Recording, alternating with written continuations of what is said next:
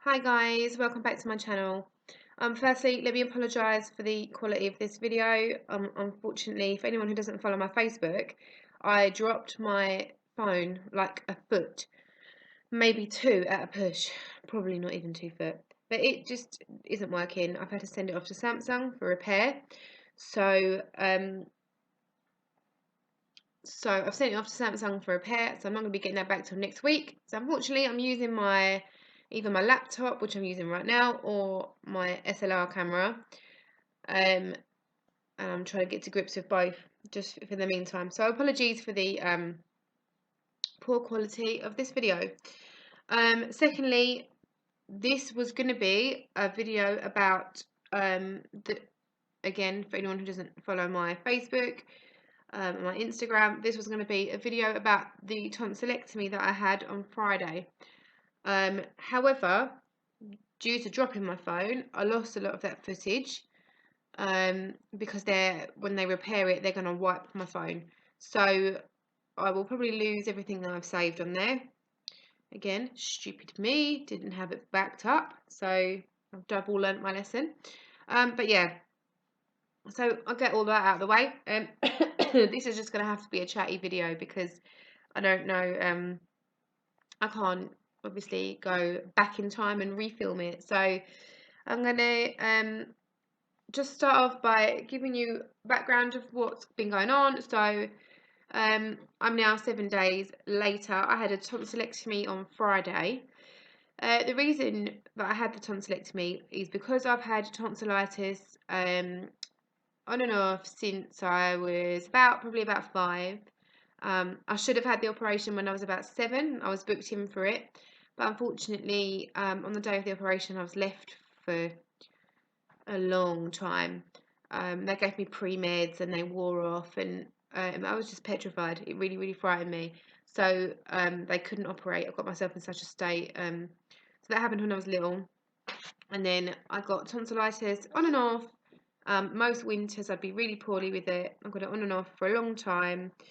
And I also got glandular fever when I was, what was that, probably about 14, which hasn't helped the situation because it meant that my immune system isn't what it should be. I was very, very poorly. I was in hospital with that. So yeah, I've had problems with my throat and my nose for years and my ears, and obviously all of that is related. All of those things are connected. So I decided I'd had enough last year because I basically was getting tonsillitis every 2 to 3 weeks. And when I say every 2 to 3 weeks, I'm not exaggerating. I really was getting it every 2 to 3 weeks. It was severe. I wasn't able to take care of the children properly. My husband was taking time off of work to help care for them. We were cancelling activities left, right, and centre. And then I ended up and missed one of my close friends' wedding, and that really annoyed me. I've been looking forward to it all year. Just have missed out on birthdays, Christmases. I more or less was ill every Christmas. Yeah, and I just got fed up. So yeah, basically, then last year I ended up in hospital. I had a bout of tonsillitis, and it floored me.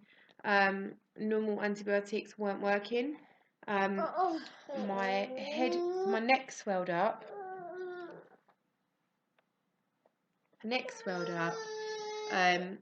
It was like out here. I couldn't turn my head left or right. It just got really, really out of control. So I ended up in hospital. They put me on IV antibiotics, and I had a shot of steroids to try and get my body fighting it. But yeah, I was so poorly. So then we decided, as I'd been on the NHS waiting list again for another year, waiting to have them out, my tonsils that is, we decided to just go private. And I started researching different types of tonsillectomy and found that there was somebody in the UK, a consultant that did laser tonsillectomy. And the reason I followed that route was because laser tonsillectomy is slightly less painful, there's a lot less chance of bleeding, and the recovery time is slightly less. Where was I? So yeah, I put the wheels in motion to find out how I'd go about booking this laser tonsillectomy, and found that there was 2 ways of doing it. The first way was to have them lasered, but you go under a local anaesthetic, which I'm not going to lie, was my first. I just thought that would be the best way because I'm terrified of having a general. It was like my lifetime fear. I have no idea why. I'm quite an anxious person anyway, but that really, really scared me. So I booked it. Went to a clinic in London. I will link the website of the consultant below. The consultant's called Mr. Dilks. And yeah, I'll link everything down below in case somebody else is thinking about going through the same procedure. So yeah, he does a tonsillectomy where you are awake, and it's partial, so there's only so much of the tonsil that they can take away while you're awake. So I booked that, and then I went to a clinic in London to have that done. It wasn't successful for me. The reason being that I don't react very well to local anaesthetic, which I didn't realise at the time. So the procedure was just very, very painful. Yeah, so I booked to have them fully done. The technique is with a laser. So that means that basically a laser is trained on your tonsils and they are sort of burnt away. That's about as close to it as I can really explain. I'm not qualified to really explain how it happens, but it's from what my husband watched videos of it done, and apparently, like, the risk of bleeding is a lot less because they just sort of burn as soon as any bleeding starts. It stops because it's sort of cauterized.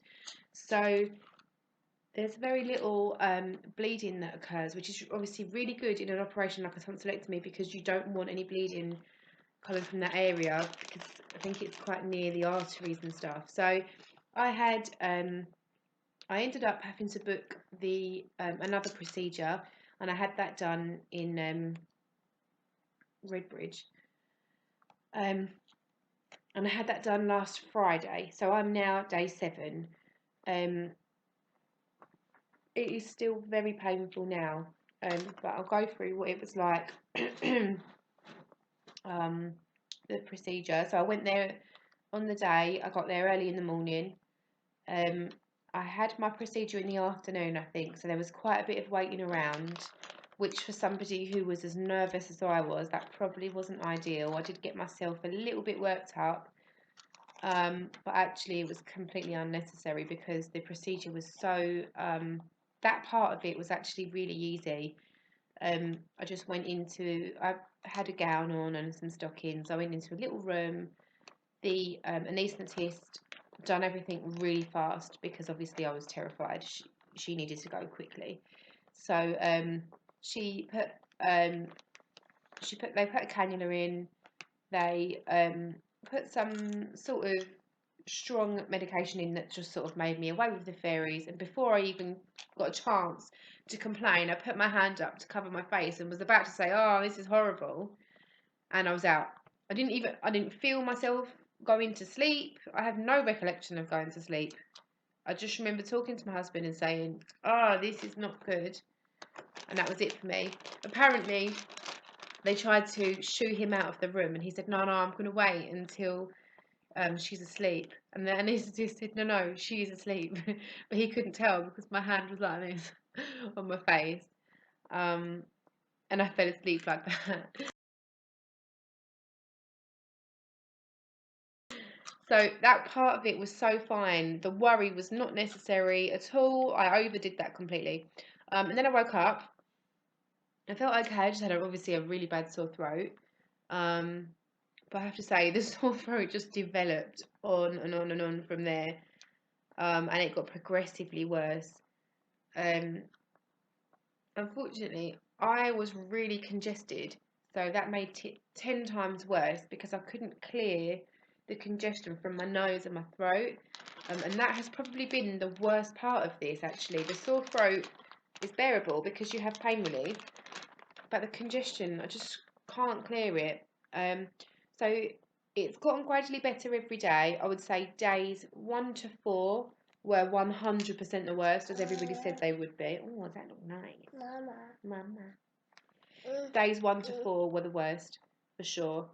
But I'm now day 7 and it is still painful. I'm not going to sugarcoat it. Earache, sore throat. I find it really difficult to swallow, but again, that is congestion causing that problem, I believe, which I'm going to get some advice on. I've got a consultation in 4 weeks, so I want to go back and ask about that. But yeah, the pain is still quite bad 7 days on. Do you want to see? 7 days on. I'm taking cocodamol and Nurofen in liquid form. Sorry, she's in a bit of a bad mood. So where was I? I'm taking, I have been taking cocodamol and Nurofen to relieve the pain. And I've just switched over to paracetamol now because I think 7 days on, I want to cut out the cocodamol. So yeah, that's what I've done pain relief wise.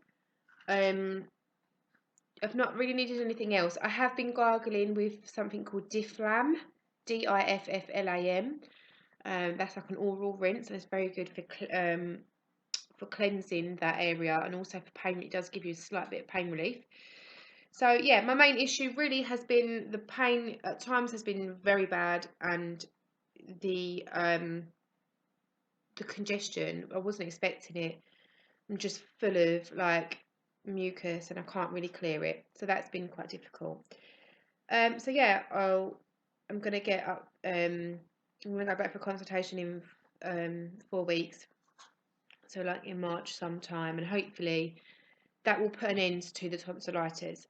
I also wanted to say, having been someone who suffered with tonsillitis my whole life, some remedies that you can try that I found helped me.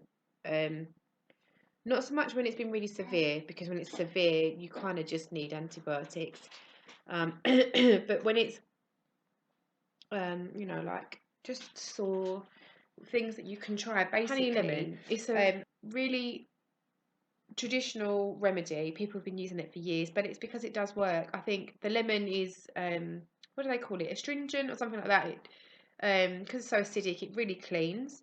So that's really good. I wouldn't have that hot. I would have it warm. So honey and lemon is always a really good one, and it tastes quite nice. It's quite soothing. So definitely give honey and lemon a go. Also, I've been told, I never actually tried this, but when I was pregnant, people said you get lemonade and you boil it. Apparently, it's a good sore throat relief for anyone who's pregnant but doesn't want to take. Obviously, you can't have things like Lemsip or anything really medicated. So, yeah, I'd say definitely worth a try. I know a few people that have sworn by that. I would 100% say gargle salt water, warm salt water, from the kettle, so boiled but not boiling hot. You just want it warm or lukewarm with a bit of salt in it, to help to kill the bacteria. Also, the Difflam rinse that I just mentioned is very, very good, and that's also got pain relief in it, so that's quite handy, and you can use that alongside paracetamol and Nurofen. So also on top of that, another tip would be to gargle aspirin, because that's also pain relief, and you can also take that alongside paracetamol and Nurofen. So gargling any of those things will definitely help, and also help to cleanse the area. I would say if you get tonsillitis like I do, then strong painkillers, cocodamol for sure, because I know how bad the pain of tonsillitis can be. I've had it when it's just driven me out of my mind before. So strong painkillers. Lemsip is also very soothing as well. I really like Lemsip when I'm feeling cold and fluey. So Lemsip's a good thing to try. Antibiotics, I know they're hard to get now. GPs just do not want to give them out. But if you've got a bacterial infection, which I'm almost certain every single time I've had tonsillitis, it's been a bacterial infection. And the GPs can't really argue with me because I get pus on my tonsils. So that means it's bacterial. Antibiotics are really the only way to go. And unfortunately for me, I got to the point where I was taking really strong ones like metronidazole, which is horrible stuff. And because I couldn't take tablets, I still don't know if I can. I'm going to try that when everything's settled down. But metronidazole in liquid form, I don't know if you can have it in any other form, but metronidazole just, oh, it tastes foul. It's got like a metally taste. Basically had a lot of different kind of antibiotics, but if you get the right one, they work very well, and I've found a difference in a day. Like they say, it takes 2 to 3 days. It never did with me. When it knocks it back, it starts straight away, and it will make me feel instantly better. So, yeah, definitely see your GP. Throat sprays are fantastic. Not much to say about those really. You can get them from most pharmacies. Just ask them for a throat spray to help cleanse the area and to help with pain relief. Drinking with a straw. If you've got the problem that I have of swollen glands, turning your head is very difficult. So I would definitely say get hold of some straws for when you're like that, because you can just grab your drink and you haven't got to turn your head too much, and you can drink while you're lying down. And it sounds silly, but when you get tonsillitis really badly, it is sore. So invest in some straws. Liquid pain relief if you need to, like I do. Soluble. You can get, most supermarkets sell soluble painkillers. Even Nurofen comes in a soluble form where you put it on your tongue and it melts. They're called Nurofen meltlets. So definitely liquid pain relief if you're having trouble swallowing. Another thing would be to change your pillowcase daily. If you're like me, when I get tonsillitis, I dribble, and then I'm sleeping on that. My head's turning over all night. It's going all over my face. I just don't think it's a good idea with bacteria that's obviously coming from your mouth onto your pillowcase. So I would definitely change your pillowcase daily. And yeah, if you're getting recurrent tonsillitis like me, I would definitely see your GP for a referral. Mine got to the point where I couldn't put it off anymore. I was so ill. So don't let it get to that point. You don't need to. I think if you have more than 4 or 5 bouts a year, that's classed as severe. But I was getting them monthly, or more than monthly. So yeah, definitely do that. If you're not getting any luck with the GPs, go and see somebody private. It is expensive, and you may have to save up for it or put it on a credit card. But it's too early for me to say. But apparently, it's life changing. Like if you're someone like me who suffers, once you've had them out, you shouldn't technically really be getting tonsillitis again. So I can't comment on that just yet because it's still early days. But the consultant told me that he's pretty sure that they're gone, and if they're gone, then tonsillitis is gone. So I'm hoping that's the end of it for me. Obviously, surgery isn't something you want to enter into lightly, and I certainly would say this is very, very painful, and I've had this done in the least painful way possible, and it's still very, very painful, even 7 days on. So don't enter into it lightly, but yeah, get the help that you need if you are getting tonsillitis like I am. So yeah, sorry again about the state of this video. It's not a permanent thing. It's just temporary while I get my phone fixed. So hopefully I'll have my phone back next week and be able to film properly again with a proper camera. So yeah, let me know if you guys have had any problems with the same issues as me. Definitely let me know if you've had a tonsillectomy, what helped you afterwards, because I'm still obviously in a lot of pain from surgery. So it would be good to hear other people's views about what works and what doesn't. If you like this video, give it a thumbs up for me. And don't forget to subscribe. I put out new videos every week, although I've probably had a bit of a gap because I've been poorly this week. I've been really, really rough. So yeah, give it a like and subscribe, and I will see you next week. Thanks for watching.